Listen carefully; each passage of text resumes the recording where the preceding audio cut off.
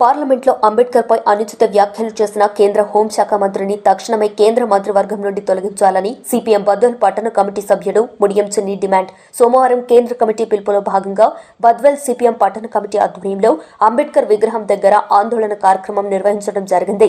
ఈ సందర్భంగా సిపిఎం పట్టణ కమిటీ సభ్యులు ముడియం చిన్ని మాట్లాడుతూ భారత రాజ్యాంగం శాస్త్రీయ హేతుబద్దమైందని, అలాంటి రాజ్యాంగంపై ప్రమాణ స్వీకారం చేసి పార్లమెంట్ సభ్యులైన అమిత్ షా రాజ్యాంగ విరుద్ధంగా మనువాదిగా అశాస్త్రమైన స్వర్గం పుణ్యం అనే భాషలు వాడటం రాజ్యాంగ విరుద్ధ చట్ట విరుద్ధమని గుర్తు చేశారు.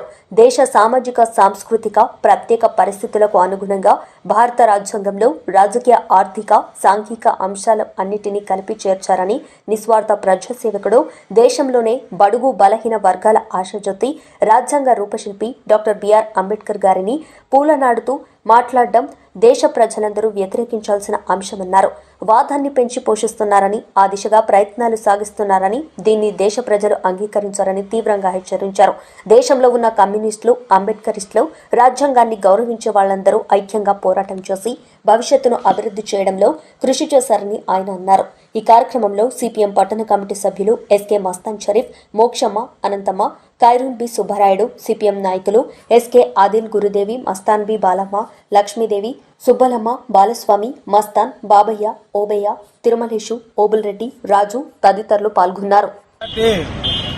ఆల్ ఇండియా కమిటీ పిలుపు మేరకు బద్వేల్ సిపిఎం పట్టణ కమిటీ ఆధ్వర్యంలో స్థానిక అంబేద్కర్ విగ్రహం దగ్గర నిరసన కార్యక్రమం నిర్వహించడం జరుగుతోంది. మొన్న జరిగినటువంటి పార్లమెంటు సమావేశాల్లో కేంద్ర మంత్రి అమిత్ షా రాజ్యాంగ నిర్మాత, దళితుల ఆశాజ్యోతి అయినటువంటి డాక్టర్ బిఆర్ అంబేద్కర్ గారిని పార్లమెంటు సాక్షిగా అసభ్య వ్యాఖ్యలు చేసి అంబేద్కర్ ను అవమానంగా పదే పదే అంబేద్కర్ అని చెప్పేసి పార్లమెంటు సమావేశంలో చెప్పడం జరిగింది. దీన్ని సిపిఎం పార్టీగా దేశవ్యాప్తంగా ఈరోజు అమిత్ షా తక్షణమే రాజీనామా చేయాలా, క్షమాపణ చెప్పాలా అంబేద్కర్ అని చెప్పేసి కూడా ఈరోజు అన్ని ప్రాంతాల్లో నిరసన కార్యక్రమం జరుగుతోంది. ఈరోజు కేంద్రంలో ఉన్నటువంటి బీజేపీ ప్రభుత్వం పార్లమెంటు సాక్షిగా అమిత్ షా పార్లమెంటు సమావేశంలో అంబేద్కర్ ని కించపరిచేట్టు మాట్లాడితే ఒక బీజేపీ నాయకుడు కూడా ఇది తప్పు, రాజ్యాంగ నిర్మాత అంబేద్కర్ ఈ విధంగా మాట్లాడడం అని చెప్పేసి కూడా చెప్పకపోవడం చాలా దుర్మార్గమైనటువంటి విషయం. ఇప్పటికైనా కేంద్రంలో ఉన్నటువంటి పెద్దలు తక్షణమే అమిత్ షా చేత రాజీనామా చేపించి అంబేద్కర్ కు క్షమాపణ చెప్పించాలని చెప్పేసి కూడా ఈరోజు అడుగుతున్నాం.